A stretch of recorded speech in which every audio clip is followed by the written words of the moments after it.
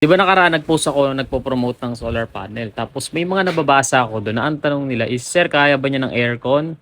Kaya ba niya ang magdamag?" Well, basically po kasi hindi po talaga si solar panel yung parang magdidikta kung kakayanin ba ang load ng ating bahay. Siguro po ang una nating dapat tanungin is yung ating inverter kasi may limit po kung ilang kilowatt lang ang kaya niyang i-convert. Halimbawa po, meron po kayong aircon na 2 horsepower. Hindi ko lang po alam kung ilan po ang konsumo ng ng 2 horsepower. Sabihin na nating 1,200 watts.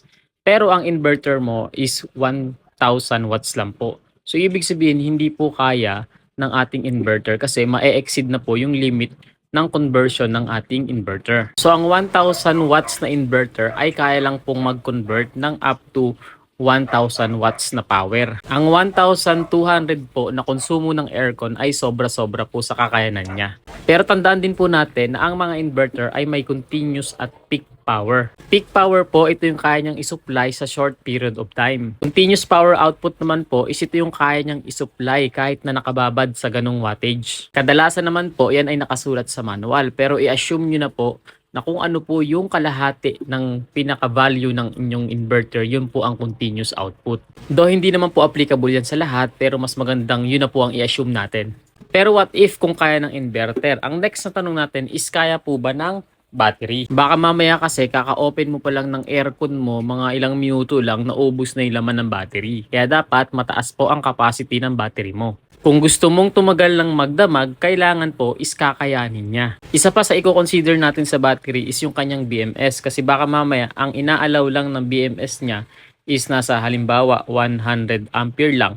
Tapos yung pinaka-load mo is kumakain ng 150. Baka i-cut po ni BMS yung supply kasi nga na-exceed dun sa kanyang capacity. Sabihin na natin na enough ang capacity ng battery mo. Ang BMS mo walang problema, goods na goods yun, kayang-kaya. Again, goods na si inverter, goods na si battery mo. Ang next question is yung solar panel mo. So mataas nga ang capacity ng battery mo pero kulang naman ang harvest mo.